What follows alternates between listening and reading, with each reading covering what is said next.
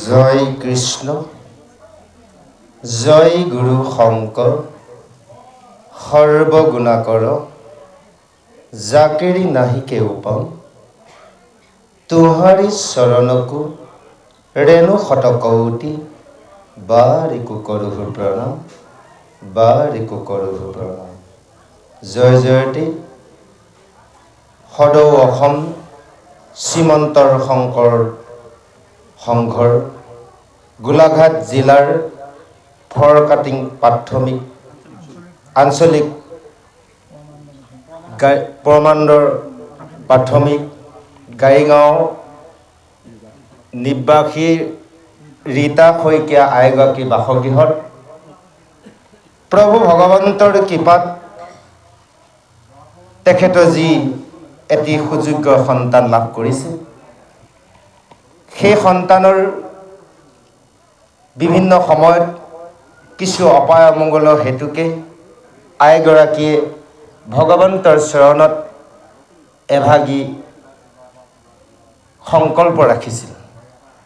সেই সংকল্পৰ অনুসাৰে প্ৰভু ভগৱন্তৰ কৃপাত আজি তেখেতৰ সন্তান সুস্বাস্থ্যৰ আৰু লগতে ভৱিষ্যত জীৱনৰ এটি সুপথ পাইছে।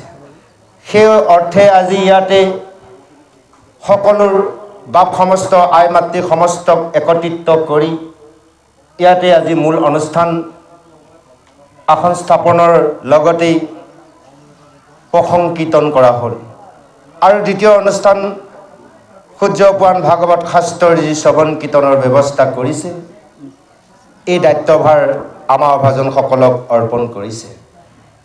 সেই বাপ সমস্ত আই মাতৃ সমস্তৰ মহান বিশাল ভাগৱত শাস্ত্ৰ পুংখানুপুংখৰভাৱে বিশ্লেষণ কৰা আমাৰ ধৃষ্টতা নাই। সেই শাস্ত্ৰত উল্লেখিত কৰিছে পখী উৰে পাখাৰ অনুৰূপে।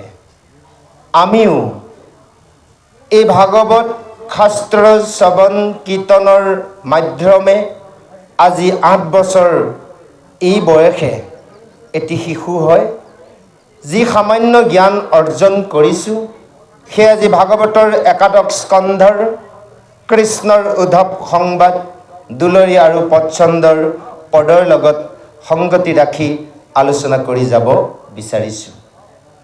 এইখিনি কৰিবলৈ যাওঁতে অবাঞ্ছিতভাৱে ভুল ভ্ৰান্তি হ'ব পাৰে, ৰৈ যাব পাৰে, অগা পিছা হ'ব পাৰে। ক্ষমো ভুল ক্ষমা বিচাৰি এভাগী ক্ষমা ধৰিছোঁ। কৃষ্ণ শংকৰ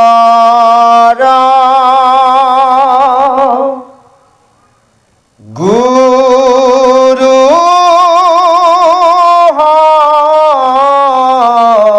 হৰি ৰাম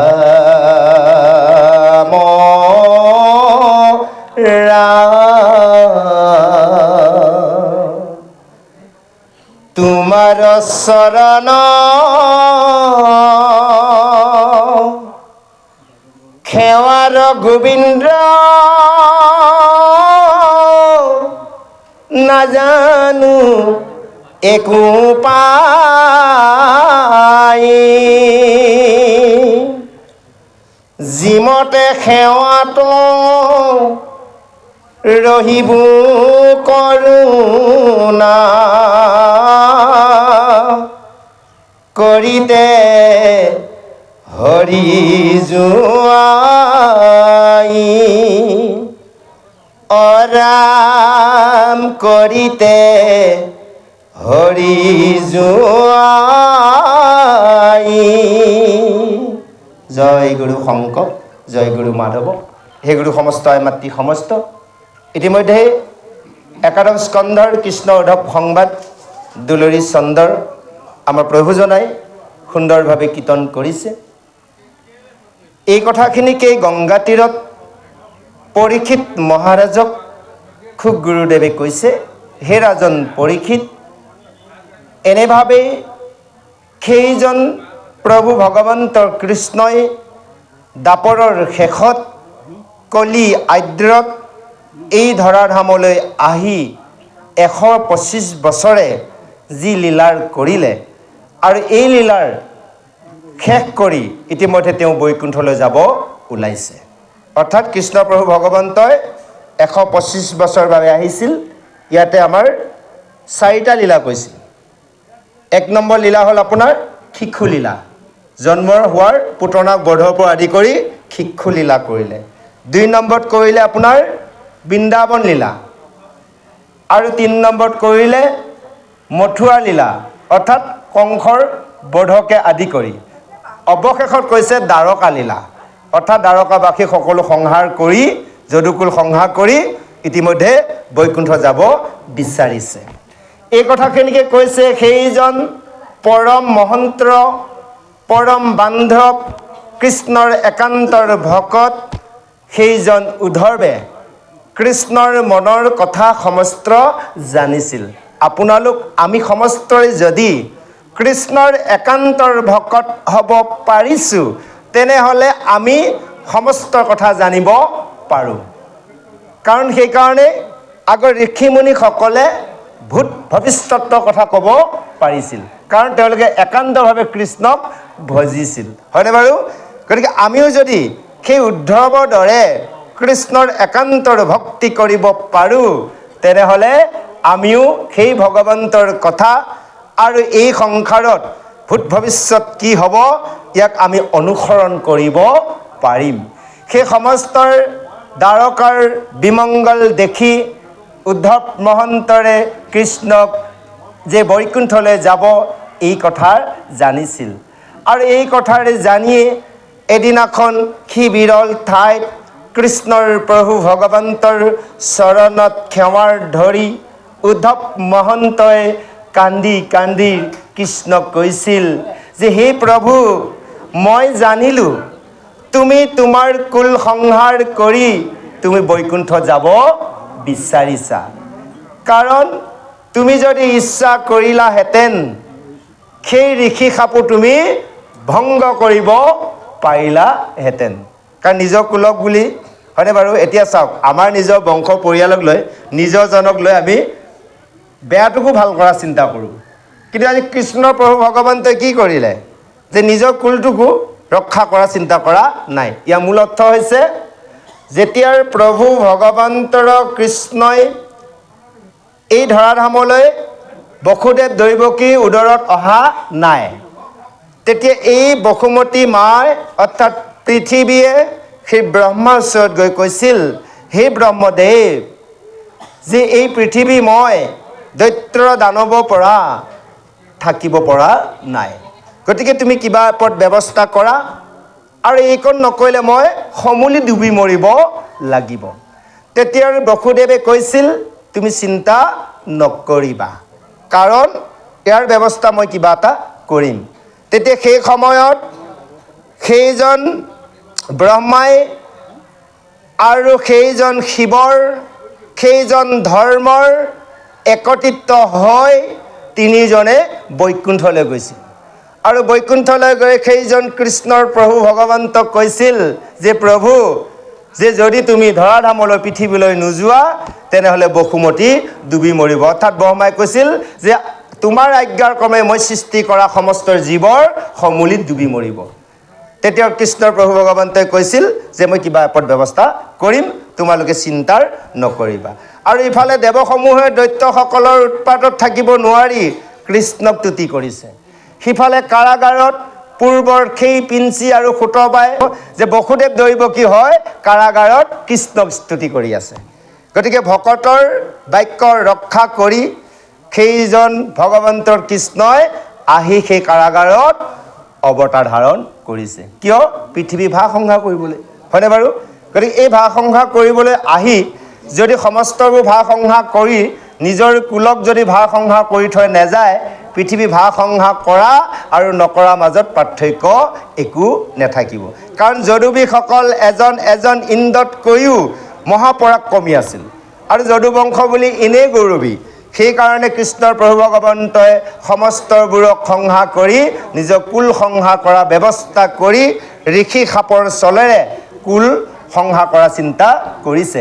সেইকাৰণে কৈছে ঋষি খাপৰ বাপৰ বেথৰ নকৰিলা সিহেতু জগতৰ স্বামী বংশক সংহৰি এৰি ভূমি তুমি যাইবা জানিলো আমি সেইকাৰণে তুমি ঋষি খাপ ভংগ নকৰিলা বংশ সংহাৰ কৰি যাব বিচাৰিছা অৱশেষত সেই উদ্ধৱ মহন্তই কৃষ্ণক কৈছে হে প্ৰভু তুমি এৰি গ'লে মই অনাথ হৈ যাম কাৰণ তোমাক এৰি মই অকণমান সময়ো থাকিব নোৱাৰো আৰু কৃষ্ণ ওচৰত উদ্ধৱ মহন্তই যে কৃষ্ণক এৰি থাকিব নোৱাৰে কি কি কাৰণত এৰিব নোৱাৰে পিছৰ পদত দিয়া আছে আহক প্ৰভুজনৰ মধুকণ্ঠে আমি শ্ৰৱণ কৰোঁ জয় কৃষ্ণ তুমি পুণ্য তুমি শূন্য দেখো তুতি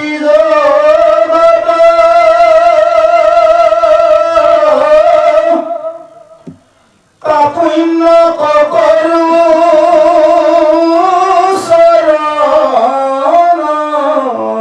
ধৰু নিয়োগ মোক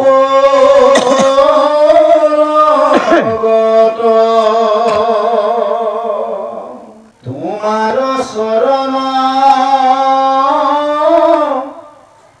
পংকজ পুজিবে কত পুণ্যে পায়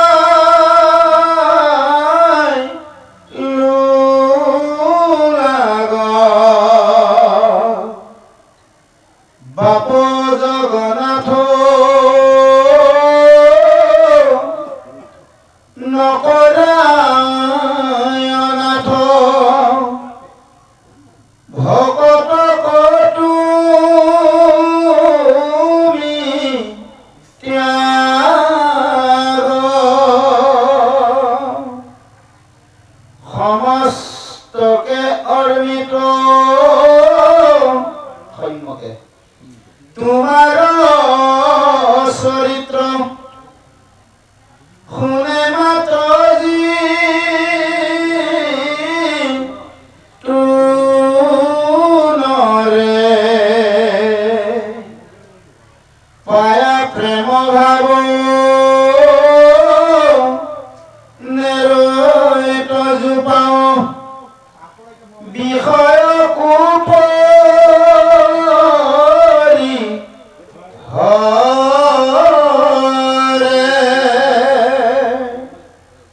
শয়নে ভোজনে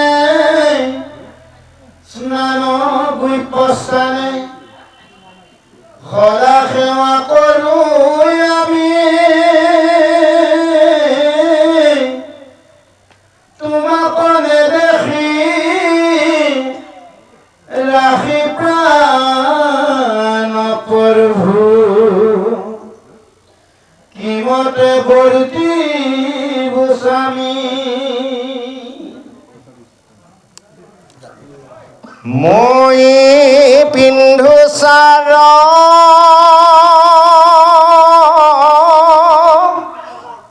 বস্ত্ৰ অলংকাৰ তোমাৰ উচিষ্ঠ খায়া দহাই আছে চিত্ৰ কিনো বিপৰীত তৰিব দুষ্টৰ মায়া অৰম জ্ঞানী গণে দুখে ইন্দিৰ কদমী কাম ক্ৰোধ মূঢ় যিনি যিটো ব্ৰহ্মপদ পাৱে প্ৰভু পুনু তাহাতো আছে বিঘিনি আমি মহামূঢ় গৃহবাসী সুখে সংগলয়া ভকতৰ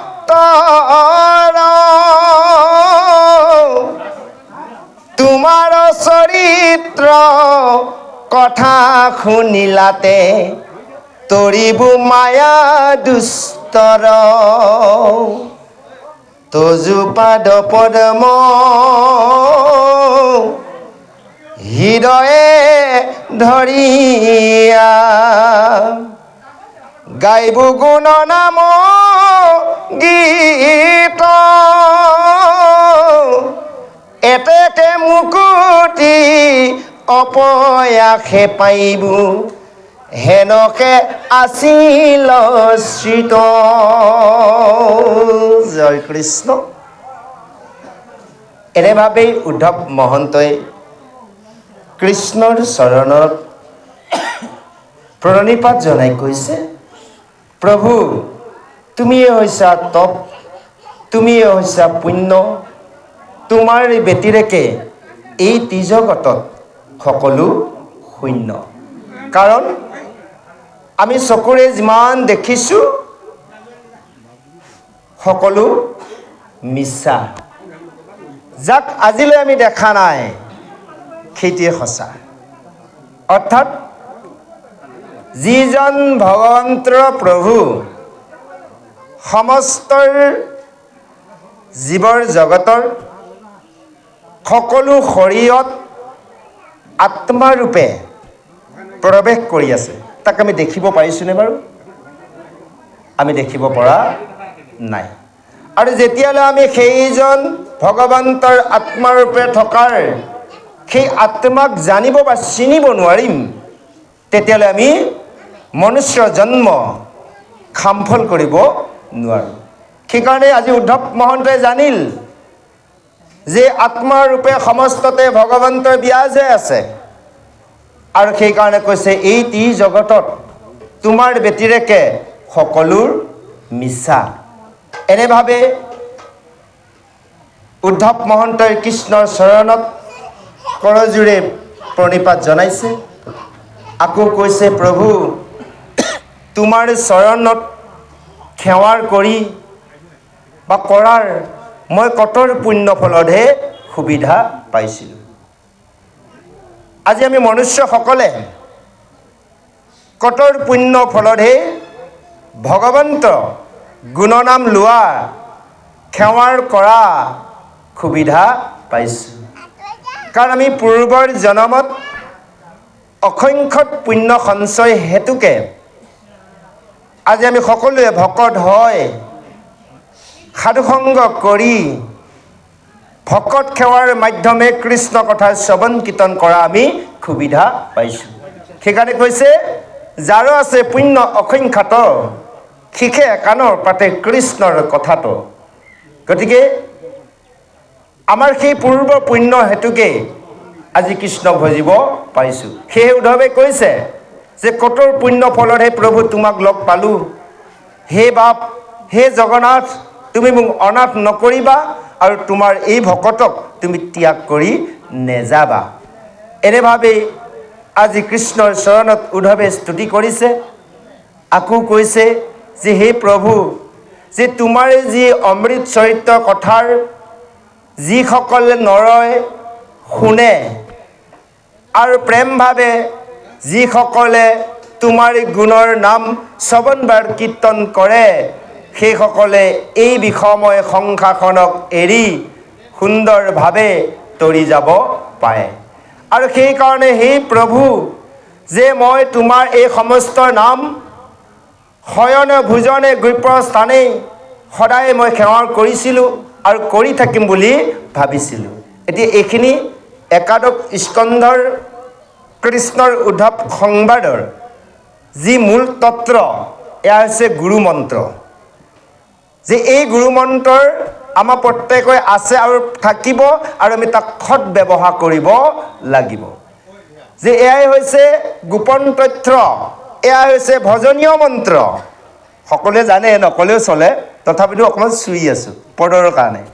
যে এয়া হৈছে গোপন তত্ত্ব।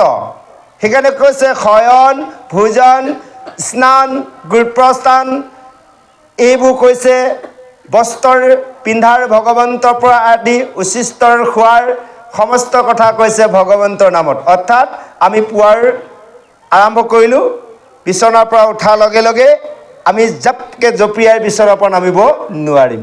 ভগৱন্তৰ ধ্যান ধাৰণা মাধ্যমে আমি বিচনাখন ত্যাগ কৰিব লাগিব। তাৰপিছত আমি এই বসুমতী মাৰ পৃথিৱীত ভৰি দিয়াৰ লগে লগে ভগৱন্তৰ নামতে দিব লাগিব, সেই পৃথিৱী মানে কি কয় বিচনাৰ পৰা। তাৰপিছত আমি যেতিয়া লেট্ৰিনলৈ যাম, তাকো আকৌ কিয় নিয়ম আছে ক'ব নালাগে, জানে কথাটো কৈছোঁ। তাকো কিহৰ নামত? ভগৱন্তৰ নামত। আকৌ পানীকণ লওঁতেও হাত ধুওঁতেও আকৌ ভগৱন্তৰ নামত। স্নান কৰা সময়তো জলকণ লওঁতে ভগৱন্তৰ নামত। বস্ত্ৰ পৰিধান কৰোঁতেও ভগৱন্তৰ নামত। অৰ্থাৎ আজি উদ্ধৱে কৈ আছে এয়া গুৰুমন্ত্ৰ, যে আমি কৃষ্ণৰ ভকত হ'ব লগা হয় এই সমস্ত ৰীতি নীতি নিয়ম মানিব লাগিব বুলি আজি ভাগৱত বেদ শাস্ত্ৰই আমাক কৈ আছে। সেইকাৰণে কৈছে যে জ্ঞানীসকলে কৈছে বহুত দুখ কষ্টৰ কৰি যদিও ইন্দ্ৰিয়সকলক দমন কৰে, কাম ক্ৰোধ মোহ জিনিব পাৰে, ব্ৰহ্মপদো পায়, তথাপিতো সেইসকলক কিন্তু বিঘিনি লগ নেৰে। বুজি পাইছে? কৰ্মী জ্ঞানীসকলৰ ৰক্ষা নাই। যিমানে কৰ্মকান্তি নহওক, যিমান জ্ঞান মাৰ্গ নহওক, যদি সেই উপাসনা মাৰ্গ অৰ্থাৎ ভক্তি নকৰে, তেনেহ'লে সেইজনে বিষয় সংসাৰৰ পৰা কেতিয়াও সুখ শান্তি নেপায়। সেইকাৰণে আমাৰ এই পৃথিৱীত তিনিটাৰ মাৰ্গৱৰ্তী আছে: কৰ্মকান্তিক, জ্ঞান আৰু হ'লে উপাসনা অৰ্থাৎ ভক্তি। কৰ্মকান্তিকত থাকিল দক্ষৰ, সেই দক্ষ মাৰ্গ আজিও চলি আছে। আৰু জ্ঞান মাৰ্গত থাকিল চাৰিসিদ্ধ, সেই মাৰ্গো চলি আছে। আৰু এটা থাকিল উপাসনা অৰ্থাৎ নাৰদ ভক্তি। সেয়ে আজি কলি যুগত আমি সমস্তই সেই নাৰদৰ মাৰ্গ অৰ্থাৎ ভক্তি মাৰ্গ প্ৰয়োগ কৰিব বা ব্যৱহাৰ কৰিব লাগিব। যদি আমি অন্য পথেদি যাওঁ, তেনেহ'লে এই মনুষ্য জন্ম আমি কলি যুগত বিশেষভাৱে কেতিয়াও আমি সাৰ্থক কৰিব নোৱাৰিম। সেই কৈছে যে তোমাৰ চৰিত্ৰ কথাৰ কৈছে আমি মহাৰ মূঢ় এই গৃহৰ সুখতে থাকি তোমাৰ ভকত সংগ লয়, তোমাৰ চৰিত্ৰ কথা শুনি এই দুষ্ক মায়াৰ মই তৰি যাম বুলি ভাবিছিলোঁ। হে প্ৰভু, যে তোমাৰ পাদপদ্মৰ হৃদয়ত ধৰি তোমাৰ গুণক গীতকে গাই মই অপৰাশে মুক্তি লাভ কৰিম বুলি মোৰ হৃদয়ত দৃঢ়ভাৱে লৈছিলোঁ। আজি যে তুমি মোক এৰি যাব বিচাৰিছা, এনেভাৱে দুখ কৰিছে। অৰ্থাৎ আজি উদ্ধৱ মহন্তই কৃষ্ণৰ প্ৰভু ভগৱন্তৰ লগত যি কথোপকথন হৈছে, এই যি উপদেশ কৃষ্ণই আমাক দিবগৈ উদ্ধৱক, এয়া হৈছে আমাৰ প্ৰতিজন ভকতৰ বাবে। কাৰণ এই উদ্ধৱক দিয়াৰ ৰীতি নীতি আমি গাহস্থ ধৰ্মত পালন কৰিব লাগিব। ৰাতিপুৱাৰ গুৰু সেৱা কৰা, দুপৰীয়া কৰা, সন্ধিয়া কৰা, সেই ৰীতি নীতি হৈছে আজি একাদশী কৃষ্ণ উদ্ধৱ সংবাদ। আহক আমি পিছৰ পদলৈ আগবাঢ়িছোঁ। জয় কৃষ্ণ। চৰণ চতৰসা সেৱৈ যিটো সিটো এৰাইটো তাপ হেন পাৱৰি খনেকো নিৰ্জীৱ সংগে নিও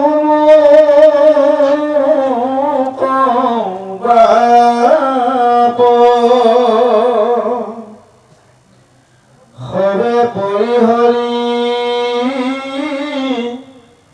চৰণ দুতয় তোমাৰ কৰিলো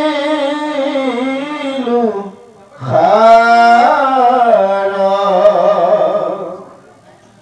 তুমিও এৰিবা ঐ বন্ধু মাধৱ দিনতে দেখো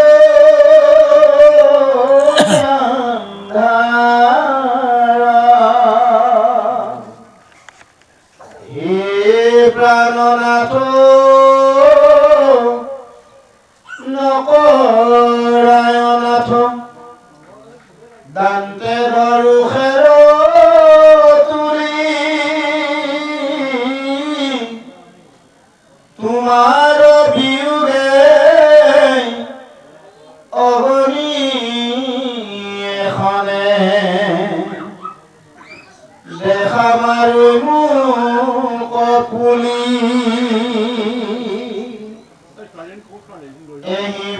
সন্ত্ৰ উদ্ধৱ মহন্ত আদি প্ৰেময়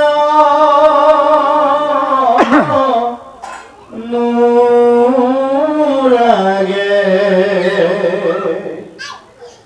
অনেক কাতৰ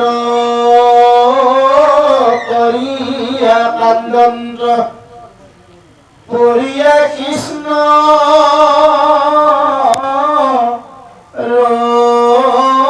ৰমাগে নয়নৰ নীৰ ধাৰাই বহৈ শোকতয় আকুল ভাবে অতুৰু কাকুতি কৰিয়া কান্দন্ত ধৰিয়া কৃষ্ণ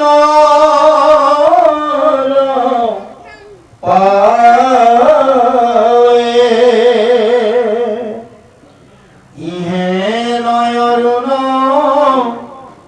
চৰণ দুখানি তেজি জীৱকুল সতে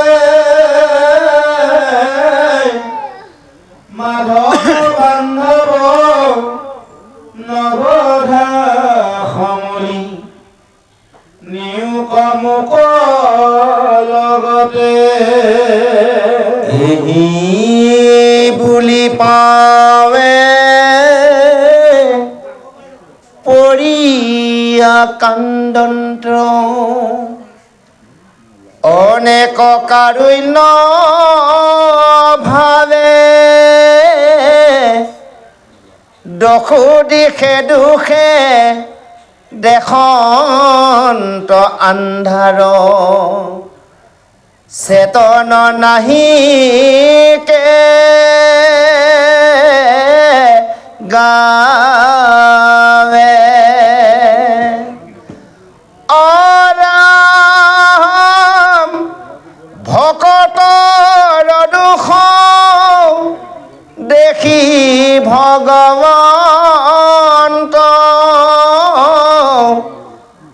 ভৈলন্ত্ৰ নেত্ৰ জল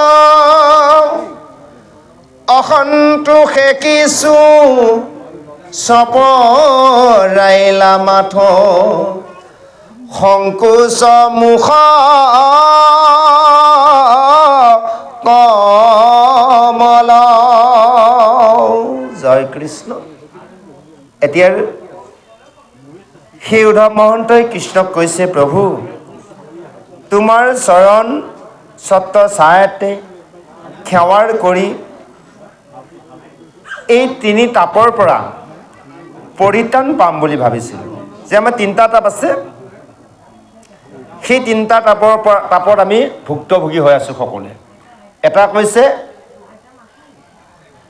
কৈছে আদি দৈবিক, এটা কৈছে ভৌতিক, এটা কৈছে আধ্যাত্মিক। এতিয়া এটা হ'ল পূৰ্ব জনমত কৰি অহা কৰ্মফল আমি ভোগ কৰি আছোঁ। এটা কৈছে ভৌতিক তাপ, অৰ্থাৎ এই বৰ্তমান সময়ছোৱাত ল'ৰা ছোৱালী পুত্ৰ পৰিবাৰ ঐশ্বৰ্য বিভূতিৰ লগত দুখ কষ্ট পোৱা। আৰু এটা হৈছে আধ্যাত্মিক, নিজৰ শৰীৰত ৰোগ ব্যাধিক লৈ দুখ যান্ত্ৰণা ভোগা। এই তিনিটা তাপৰ পৰা আমি কেতিয়া পৰিত্ৰাণ পাম?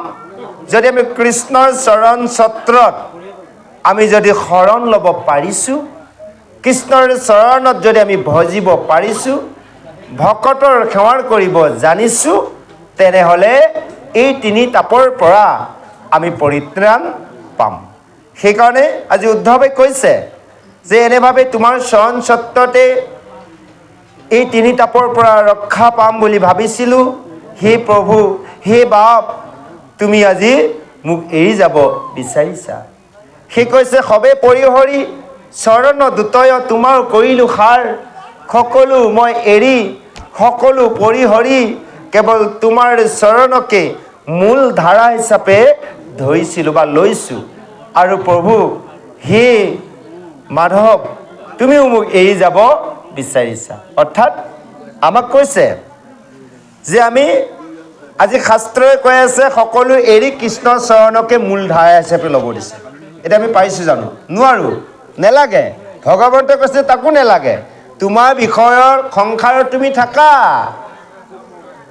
কিন্তু যিকণ সময় মোক গুৰু সেৱা কৰিবা, ভকত সেৱা কৰিবা, সেই ভকত সংগত থাকি কৃষ্ণ কথা শুনিবা, সেই সময়ত কিন্তু সমস্তৰ তুমি বিষয় বাসনাৰ সমস্ত এৰি কায় বাক্য মন এক কৰি একচিত্তৰভাৱে একান্তৰভাৱে শ্ৰৱণ আৰু কীৰ্তন কৰিবা। হয়নে বাৰু? এইকণেই আমাক কৰিব দিছে, কিন্তু আমাক সেই বুলি সকলো বিষয় এৰি দিব দিয়া নাই। বিষয় এৰি যাম ক'লৈ? গোটেই দেখোন সকলো বিষয়ে চকুৱে যিমানলৈ চাওঁ দেখোঁ আমি সকলো বিষয়, তাক আমি এৰিবতো নোৱাৰোঁ। বিষয় আমাক এৰি দিব যদি আমাক শাস্ত্ৰই দিয়াৰ ৰীতি নীতি আমি জীৱনত প্ৰয়োগ কৰোঁ। যেনেকৈ পদুমপত্ৰ জলত থাকিও জলে স্পৰ্শ নকৰে, তদনুৰূপ আমি বিষয়ত থাকিলেও আমাক বিষয় স্পৰ্শ কৰিব নোৱাৰিব। সেইকাৰণে কৈছে যে এনেভাৱে সেইজন ভগৱন্তৰ চৰণত আমি সেৱা কৰিব লাগিব। সেই কৈছে হে প্ৰাণনাথ তুমি মোক অনাথ নকৰিবা, তোমাৰ চৰণত চৰণ ছত্ৰ মই হৃদয়ত আৰু তোমাৰ চৰণৰ ৰেণু মই শিৰত ৰখাৰ ব্যৱস্থা কৰিছোঁ, আৰু তুমি গুচি গ'লে ময়ো জীয়াই কিন্তু নেথাকিম। এনেভাৱে উদ্ধৱে দুখ কৰি কৃষ্ণৰ চৰণত পৰি কান্দিছে, আৰু কঠোৰ দুখ কৰাৰ পিছত সেই উদ্ধৱৰ চকুলোৰে কৃষ্ণৰ চৰণ তিয়াই দিছে, আৰু ভকতৰ দুখ দেখি ভগৱন্তও কিন্তু ৰৈ থাকিব পৰা নাই। এই যে উদ্ধৱ মহন্তই কৃষ্ণৰ চৰণ চকুলোৰে তিয়ালে, এইখিনিতে আমি অলপ কথা পাতিম। আমি ভগৱন্তৰ নামত একো দিব নোৱাৰিলেও এটোপাল চকুলো দিয়াৰ ব্যৱস্থা কৰিব লাগে, বুজি পাইছে? কাৰণ ঐশ্বৰ্য বিভূতি কি দিব তোমাকো আপুনি লক্ষ্মীপতি, কিবা স্তুতি নতি কৰিব তোমাকো যাৰ ভাজ্যা সৰস্বতী। ঐশ্বৰ্য বিভূতি কি দিম? সকলো দেখোন ভগৱন্তই। কিনো স্তুতি মিনতি কৰিম? সকলো দেখোন ভগৱন্তই। গতিকে যদি এটোপাল চকুলো কেনেকৈ দিম? আমি দেখিলোঁ নামষাৰৰ শেষত সেৱকী আইগৰাকীয়ে সেৱাৰ ধৰোঁতে এটোপাল চকুলো দিছে। কিন্তু আইগৰাকীয়ে যদি সেই সময়ত লাই চালে হ'লে গম পালেহেঁতেন যে আমাৰ আনন্দৰ কৃষ্ণ নামৰ চকুলো টোপাল খুব ঠাণ্ডাৰ, আৰু আমি বিষয়ত কেতিয়াবাৰ ঐশ্বৰ্যৰ বিভূতি পুত্ৰৰ ভাইজাৰ লগত অলপ দুখ কৰি চকু পানী ওলোৱা যায়, লাই চাব বিৰাট গৰম, বুজি পাইছে? ভগৱন্তৰ নামত ওলোৱা সাধুসংগত থকাৰ ওলোৱা টোপাল খুব নৰ্মেল ঠাণ্ডা, আপোনালোকে চাব প্ৰমাণ চাব। আৰু দুখত যি ওলাব আমাৰ সেই মানে বিৰাট গৰম হয়। গতিকে ভগৱন্তই কৈছে এটোপাল চকুলো দিয়া, সেইকাৰণে আমি একো দিব নোৱাৰিলেও এক টোপাল চকুলো দিয়া ব্যৱস্থা কৰিব লাগে কৃষ্ণৰ নামত। সেইকাৰণে কৈছে এনেভাৱে উদ্ধৱ মহন্তই সেই চকুলোৱে কৃষ্ণৰ চৰণ তিয়াই দিছে, আৰু উদ্ধৱৰ দুখ দেখি কৃষ্ণৰো দুখ লাগিছে। সেয়েহে কৈছে এহি বুলি পাওঁৱে পৰিয়া কান্দয় অনেক কাহিন্য ভাৱে, দশু দিশে দুখে দেশন্ত আন্ধাৰ চেতন নাহিকে গাঁৱই, তেওঁ চেতন গাঁৱত চেতন নাই।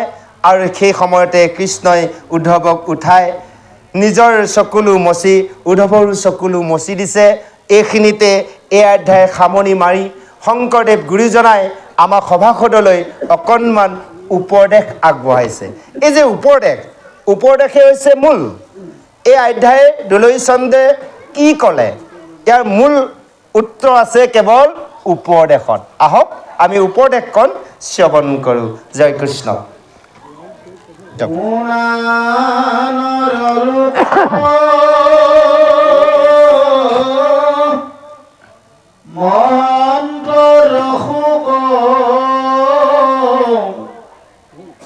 দেখ দুখ কেন মত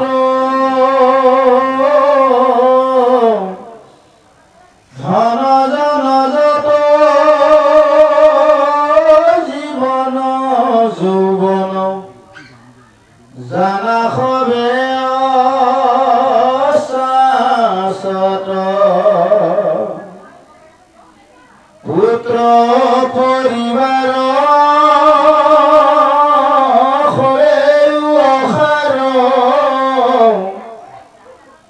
নাতে তাতে মায়া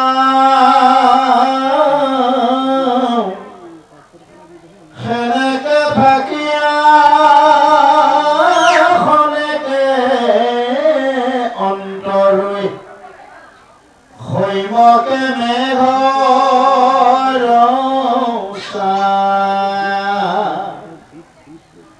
এটিখনে পৰৈ নৰতনৈটো জীৱন জলৰ ৰেখা সততে চিন্তিও কৃষ্ণৰ চৰণ মৰণ এভোনে দেখা দেৱেতীৰ হেজাকো তাৰিবে নপাৰৈ পাতে কতবৈল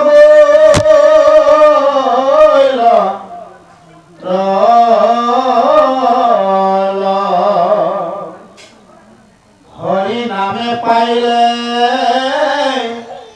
তেখনে উধাৰৈ দেখা ভকতি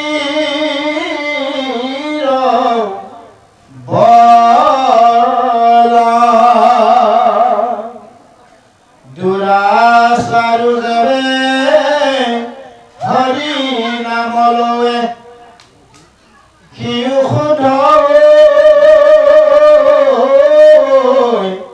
ইয়াতি কৃষ্ণক স্মৰণে তেখনে অন্ত্ৰজুয়ুত্ৰমাতি বিষয়ৰ দুখে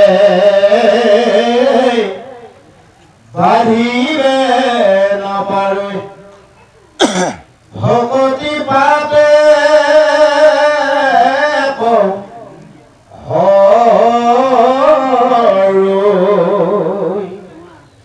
আশু পৌত্ৰম ভকতৰ কথা সামান্য ভকতু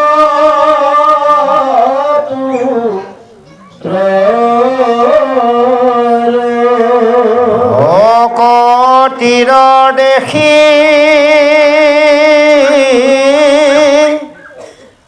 আশ্চৰ্য মহিমা হৰিও ভৈলা বিস্ময় হেন জানি তু হৰিৰ নামত তেজিও সবে সংশয় দেৱৰ পৰম ঈশ্বৰ মাধৱ ধৰ্মৰো ঈশ্বৰ নাম সুদৃঢ় বিশ্বাস কৰি নিৰন্তৰে অডাকি বোলা ৰাম ৰাম কৃষ্ণ শংকৰ গুৰু হৰি ৰাম ৰাম ৰাম জয় কৃষ্ণ। আজি শংকৰদেৱ গুৰুজনাই একাদশ স্কন্ধৰ কৃষ্ণ উদ্ধৱ সংবাদৰ দুলৰি শেষত অকণমান উপদেশ দিছে।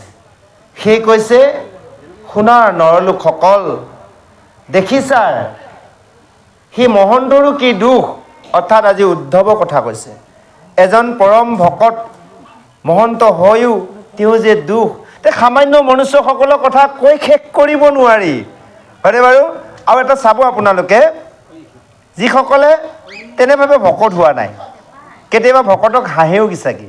আপোনালোকৰ ফালে কি কৰে নাজানো, আমাৰ মৰিগাঁও ফালে কিন্তু কয় মাজে মাজে, বুজিছে? এই দেখিছোঁ বৰ ভকত হৈছে, তাৰ দেখোন দুখ দুৰ্গতিয়ে পাৰ নোপোৱা হৈ আছে, বুজি পাইছেনে? চাবচোন, যিসকলে ভকত হোৱা নাই তেওঁলোকৰ জয় জয় ময় ময় হৈ আছে। ভকত হোৱাসকলৰ অলপ দুখ যান্ত্ৰণা হয়। আপোনালোকে নেভাবিব যে আমি ভকত হোৱা কিবা ভুল হৈছে নেকি, নাই হোৱা। ভগৱন্তই সেইবোৰ পৰীক্ষা কৰে, গম পায়। ষ্টুডেণ্টবোৰ যে স্কুলত পঢ়িছে হয়নে বাৰু, আজিকালি আপোনাৰ মাহেকীয়া পৰীক্ষা আৰম্ভ হ'ল। আমাৰ দিনত ছমহীয়া আৰু বছৰেকীয়া আছিল হয়নে বাৰু।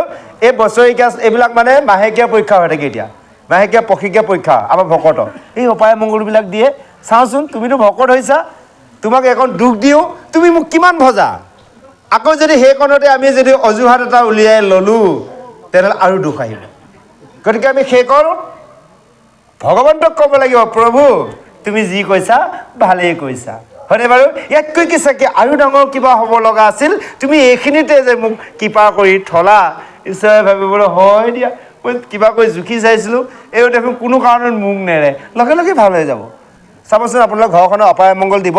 যিজন মূল ভকতজনক কেতিয়াও ভগৱন্তই পেলাই নথয়। ঘৰখনত পুত্ৰ পৰিবাৰকে আদি কৰি আপোনাৰ যশ হওক কিবা কিবি পেলাই থাকিব, কিন্তু মূল ভকতজনক নেপেলায়। কাৰণ তেওঁ যদি পৰি যায় পৰিয়ালটো কি হ'ব। সেই ভকতজনে যদি সেইখিনি সময়ত বিচলিত হয়, আজি সময় নাই, গুৰু গৃহতে নোসোমাওঁ, পাক লাগিলে আৰু দেখা লগাই ল'লে আৰু হয়নে বাৰু। গতিকে এই কামটো কেতিয়াও কৰিব নালাগে। আমি যিমান সময় দিব লাগে নোৱাৰোঁ, তথাপিতো ভগৱন্তক আমি অকণমান সময় দিব লাগিব। কাৰণ আজি চন্দ্ৰ সূৰ্য বায়ু বৰুণ অগ্নিও আজি ভগৱন্ত আজ্ঞা ক্ষীৰধাৰ্য কৰি ব্ৰহ্মা হৰেও কৰ্ম কৰি আছে। তে আমি মনুষ্যসকলেও ভগৱন্ত আজ্ঞা মতে সেইকাৰণে আমি ত্ৰিসন্ধ্যাৰ ভগৱন্তৰ ঈশ্বৰৰ গুৰু কৰ্ম কৰিব লাগে। সেই বিষয়ে সংসাৰত থাকি আমি ত্ৰিসন্ধ্যা নোৱাৰিলেও আমি 2টা টাইম কৰিব লাগিব, পুৱা আৰু সন্ধিয়া। এই কথাখিনি কি উদ্ধৱ কৃষ্ণই ক'বগৈ কৈ আছে, আৰম্ভ হ'ব এতিয়া। ইয়াৰ পদতে আৰম্ভ হ'ব, সেইটো পুৱা আৰু সন্ধিয়া। উদ্ধৱে কৃষ্ণক দিয়াৰ কৃষ্ণই উদ্ধৱক দিয়াৰ ৰীতিয়ে হৈছে আমাৰ গাৰ্হস্থ্য ধৰ্ম ভকতৰ ৰীতি নীতি। এতিয়া কৈছে বদৰিকাশ্ৰম।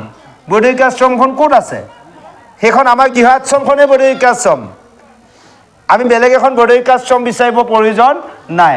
এতিয়া 4 আশ্ৰম আমি গাৰ্হস্থ্য ধৰ্মতে সকলোবোৰ পাওঁ। এই গাৰ্হস্থ্য ধৰ্ম যদি ৰীতি নীতি আমি পালন কৰিব পাৰোঁ, তেতিয়া 4 আশ্ৰম আমি কৰ্ম কৰি তৰি যাব ইয়াতে পাৰিম। সেইকাৰণে কৈছে গাৰ্হস্থ্য ধৰ্ম সম আন ধৰ্ম নাই, নিয়মে সংযমে চলিবা সদায়।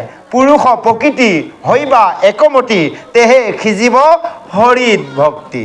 এতিয়া পুৰুষ প্ৰকৃতি বুলি কওঁতে আপোনালোকে ভাবিও পায় বোলে বাপজনে আইগৰাকী একমতি হ'লেই ভক্তি হ'ব, নহ'ব। এইটো বাহ্যিকত আমি একমতি আইগৰাকী বাপজন হয়নে বাৰু।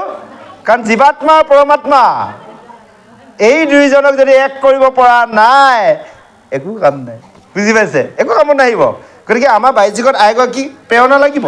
আজি আমি এইখিনি কৰি আছোঁ ঈশ্বৰৰ কৰ্ম কেৱল একমাত্ৰ আমাৰ আইগৰাকীৰ প্ৰেৰণাত। যদি আইগৰাকী প্ৰেৰণা নাপালোহেঁতেন, যদি আইগৰাকী ক'লে এই নালাগে নালাগে গোলাঘাটত যাবলৈ, ইমান দূৰ জেগা কি মৰিব যায় সেই আপুনি বুলি ক'লে, নিশ্চয় অকণমান পিছুৱাই যাব লাগিলেহেঁতেন হয়নে বাৰু। গতিকে আইগৰাকী 1 নম্বৰ প্ৰেৰণা লাগিব। সেইকাৰণে কৈছে পুৰুষ আৰু প্ৰকৃতি, জীৱাত্মা আৰু জীৱাত্মা আমি এক কৰিব পাৰিলে তেনেহ'লে আমাৰ আত্মা কি হয়, জন্ম সাফল হ'ব। এই কথাটোকে আমাক বুজাইছে। সেই কৈছে যে চোৱা ভকতৰ কি দুখ, সেইকাৰণে ইয়াৰ ধন জন এই জীৱন যৌৱন এইবিলাক হৈছে অশাশ্বত। পুত্ৰ পৰিবাৰ এইবোৰ সকলো অসাৰ, তাতে ক মাতে ক এইবোৰ মায়া, এতিয়াই আছে এতিয়াই নাই। যেনেকৈ দেখিছে ডাৱৰ মেঘ আহি সূৰ্যৰ ঢাকি ধৰিলে, সেই মেঘ ক'লৈ যাব কোনেও নাজানে হয়নে বাৰু। তদনুৰূপ এয়া আমি মাজতে চাওক, আহোঁতে প্ৰত্যেকে আমি অকলশৰে আহিছোঁ নাই বাৰু, অকলে আহিছোঁ। মাৰ গৰ্ভৰ পৰা আমি পিতৃ ঔৰসে দ্বাৰা কৈছে যেতিয়া আছিলি মন তই ব্ৰহ্মকুণ্ডত বায়ুৰূপে স্থিতি ভৰিলা পিতৃৰ শিৰত, পিতৃৰ ঔৰসে মাতৃৰ গৰ্ভত 10 মাসৰ 10 দিনে আমি এটি সন্তান জন্ম হ'লোঁ হয়নে বাৰু। আহোঁতে অকলশৰে আহিছোঁ। এই অকলশৰে অহাৰ পিছত কাক পালোঁ, প্ৰথম আমি মাক পালোঁ। মাৰ গৰ্ভৰ পৰা জন্ম হোৱাৰ কাৰণে মাক লগ পালোঁ। মায়ে পৰিচয় কৰাই দিলে দেউতাৰ লগত, দেউতাৰ পিছত ভাই ভাতৃ খুৰা খুৰী পৰিয়ালবৰ্গ মামা মামী মাহী কিবা আহি গ'ল আৰু এসোপামান আহি গ'ল। তাৰপিছতে আশ্চৰ্য বিভূতি মাজতে আহি গ'ল, লগ লাগিল। এটা আত্মাৰ পৰা যায় উপযুক্ত বয়স হোৱাৰ লগে লগে আৰু এটা আত্মা লগ লগাই দিব জানে। আপোনালোকৰ বাপ সমস্ত আইগৰাকীসকলৰ বাবে এজন বাপ লগ লাগি গ'ল, 2টা আত্মা লগ লাগিল। এই 2টা আত্মা লগ লাগি আনন্দ মনে থাকোঁতে 1 বছৰ 1.5 বছৰ 2 বছৰ পিছত আৰু এটা আত্মা আহিল বোলে ল'ৰাটো বা ছোৱালীজনী, বুজি পাইছেনে। এই মাজতে লগ পোৱা, সেইকাৰণে আমি সকলোৱে মাজতেই যাব লাগিব। কোনেও লগত নিব নোৱাৰে। আহোঁতে অকলে আহিছোঁ, যাওঁতে অকলে যাব লাগিব। কেৱল লগত যাব জীৱনত কৰা কৰ্ম ফল। যদি পাপ কাম কৰিছোঁ পাপ যাব, যদি পুণ্য কৰ্ম কৰিছোঁ পুণ্য যাব। কিন্তু পাপ পুণ্যৰ আমাক প্ৰয়োজন নাই। কেৱল চিন্তা কৰিব আমি ভক্তি কৰি ভক্তিলৈ যাব লাগিব। কাৰণ ভক্তি পথ হৈছে বৈকুণ্ঠ, পুণ্যৰ পথ হৈছে স্বৰ্গ, পাপৰ পথ হৈছে নৰক। গতিকে সিদ্ধান্ত আমি কৰিব লাগিব যে ভক্তি কৰি ভক্তি মাৰ্গৰ দ্বাৰা আমি সেই বৈকুণ্ঠলৈ যাব লাগিব। কাৰণ আমাৰ জীৱন নামৰ একাউণ্টছ আছে। জন্মৰ লগতে এখন একাউণ্টছ খুলি দিছে। আজিকালি চৰকাৰে যেনিবা শিশুকো একাউণ্টছ খোলা ব্যৱস্থা কৰি দিয়ক, হয়নে বাৰু? যে জীৱন নামৰ একাউণ্টছ এখন আছে, তাত জমা হয় আমাৰ পাপ আৰু পুণ্য। অৰ্থাৎ এজন মানুহে কিবা কৰিলেও নকৰিলেও জীৱনত ক'ৰবাত পাপ হৈয়ে থাকে, পুণ্যও অকণমান হয়। কাৰোবাক ভাল কথা এটা সহায় কৰিল, কাৰোবাক কিবা কাম এটা কৰি দিল, তাৰপৰা অকণমান পুণ্য জমা হয় আৰু বাকীখিনি সময়তো পাপেই জমা হৈ থাকে। সেই একাউণ্টছটো আছে। তাৰ অতিৰিক্ত একাউণ্টছ এটা আমি খোলোঁ কেতিয়া জানে? যিদিনাখন গুৰুৰ ওচৰত শৰণ ভজন ল'লোঁ, সেইটো এটা নতুন একাউণ্টছ হ'ল। সেইটো একাউণ্টছৰ নাম হৈছে ভক্তি একাউণ্টছ। সেইদিনাখনৰ পৰা আমি গুৰু সেৱাৰ পৰা, ভকত সেৱাৰ পৰা কোনে কিমান সেই একাউণ্টছত আমি ডিপজিট কৰি আছোঁ, হয়নে বাৰু? ডিপজিট কৰি থাকক, কোনে কিমান কৰে। বেছিকৈ কৰিব, সেইকেইটা ধৰণে আপুনি ভাল ফ্লেট ল'ব পাৰিবগৈ যায়। আৰু যদি বেছি জমা কৰা নাই, যি গুৰু গৃহত একাউণ্টছ খোলাৰ দিনাখনে যি 500 টকা বা 1000 টকা থ'লে, কোনো দিনাখন ট্ৰেঞ্জেকশ্যনেই নাই, একাউণ্টছ ক্ল'জ হৈ যাব, হয়নে বাৰু? একাউণ্টটো যেতিয়া ক্ল'জ হৈ যাব, তেতিয়া আপুনি ক'ত জমা কৰিব? আপোনাৰ সেইকেইটা ধন জমা কৰিব নাই, হাততে ৰাখিছে, অৰ্থাৎ মুখতে গাইছে কৈছে সেই গৈছে, লগত একো নাযায়। গতিকে সেই একাউণ্টছটো আমি এক্টিভ কৰি ৰাখিব লাগিব। সেই একাউণ্টছ এক্টিভ কৰাৰ ব্যৱস্থাই হৈছে গুৰু সেৱা আৰু সাধু সংগ। এই ব্যৱস্থা আমি কৰিব লাগিব। সেইকাৰণে কৈছে এইবোৰ তাতেক মাতেক মায়া, মাজতে আহিছে মাজতে যাব, কোনেও কাৰো লগত নেযায়। সেইকাৰণে কৈছে দেৱৰ তীৰ্থই এইবোৰে তাৰিব নোৱাৰে আৰু হৰি নামে পালে সকলোকে উদ্ধাৰ কৰে। সেইকাৰণে দেৱতাৰ তীৰ্থৰ কথা আমি ভাবি লাভ নাই। কেৱল আমি হৰিনাম সাধু সংগ কৰাৰ আমাৰ মূল ধাৰা হৈছে। সেইকাৰণে কৈছে দুৱাৰচাৰী সকলেও যদি হৰিনাম শুদ্ধভাৱে লয় আৰু কৃষ্ণক স্মৰণ কয়, তেতিয়া অন্তৰ্য জাতিও উত্তম হ'ব পাৰে। কেৱল হৰি নামৰ মাধ্যমে, কেৱল এই মনুষ্য হৰি দ্বাৰাহে পবিত্ৰ হ'ব পাৰে। সেইকাৰণে কৈছে যে চোৱা, কৃষ্ণৰ স্মৰণ কৰাৰ লগে লগে সেই সকলো পবিত্ৰ হয় আৰু এই বিষয়ৰ দোষে কেতিয়াও চুব নোৱাৰে আৰু ভকতক পাপে কেতিয়াও স্পৰ্শ নকৰে। সেইকাৰণে কৈছে যে আচুকৰ উত্তম ভকতৰ কথা সামান্য ভকতেও তৰে। উত্তম ভকতৰ কথা বাদেই দিয়ক, এজন সামান্য ভকত হ'লেও তেওঁ তৰি যাব পাৰিব। ভকতি ইমান আচৰিত মহিমা আছে। সেইকাৰণে কৈছে হেন জানি ইটোৰ হৰি নামতৰ তেজিও সবে সংশয়। হৰি নামত আমাৰ মনৰ যিমান সংশয় থাকে সকলোবোৰ এৰি কেৱল একৰ মনোভাৱে আমি হৰি নাম ল'ব লাগে। সেইকাৰণে শেষত কৈছে দেৱৰ পৰম ঈশ্বৰ সেইজন মাধৱ। দেৱতাসকলৰ সকলোৱে ঈশ্বৰ হৈছে সেইজন মাধৱ, সেইজনে হৈছে কৃষ্ণ। আৰু ধৰ্মৰ ঈশ্বৰ হৈছে কেৱল নাম। সেইকাৰণে সুদৃঢ় বিশ্বাসে আমাক নিৰন্তৰে, নিঃশব্দ অৰ্থ হৈছে পানী, পানী কিমান শীতল, কিমান মানে ঠাণ্ডাৰ আৰু কিমান পানী একদম স্থিৰ থকাৰ, এইদৰে আমাৰ হৃদয়খনক পানীৰ দৰে নৰ্মেল কৰি ৰাখি উচ্চস্বৰে আমাক ৰাম নাম ডাকিবলৈ দিছে। যদি হৃদয়ত এসোপামান কপট ভাৱ লয়, ইজন বাপৰ সিজন বাপৰ প্ৰতি বেয়া ভাৱ লয়, ইগৰাকী আই সিগৰাকীৰ প্ৰতি বেয়া ভাৱ লয়, হৰি নাম লৈ আছোঁ, সেই নামে আমাক কেতিয়াও তাৰিব নোৱাৰে। যে অকণমান নামে আমাক তাৰিব। সেইকাৰণে কৈছে এক নামে যত পাপ সংহাৰিত পাৰে ততেক পাতকী পাপ কৰিতে নপাৰে। গতিকে এবাৰ নাম ল'লে আমাৰ সমস্ত কাৰ্য হ'ব। সেইকাৰণে কৈছে এবাৰ নাম ল'লে আমাৰ 7টা কাৰ্য হয়, আমি তাকে অৱহেলা কৰোঁ। হয়নে বাৰু? কৈছে পৰম বান্ধৱ হৰি নাম আকলৈ যিটো অবিচাম, তাৰ হাত কাৰ্য সাধিবে লেখা, প্ৰতিপত্তি চোৱা হাতৰে ৰেখা, প্ৰথমে দহিব পাতেক ছয়, কৰিব পুণ্য অদ্ভুদয়, কৰাইব বিষয়ত বিয়কতি, কৃষ্ণত মিলিব প্ৰেম ভকতি, উপজাব বৈষ্ণৱ জ্ঞান, মায়াক দহিনী জান, চৈতন্য মূৰ্তি পুনানন্দ হৰি, থৈব তেন্তে এক কৰি। তে এই নাম লগতে আছে, বেলেগত বিচৰাৰ প্ৰয়োজন নাই। আমি সেইকাৰণে হেলা কৰিব নালাগে। সেইকাৰণে কৈছে নামক নকৰিবা হেলা,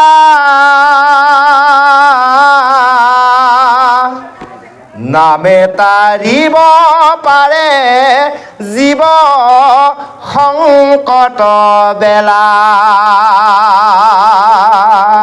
গতিকে এই নাম আমি কেতিয়াও এৰিব নালাগে আৰু সততে আমি লোৱা ব্যৱস্থা কৰিব লাগে।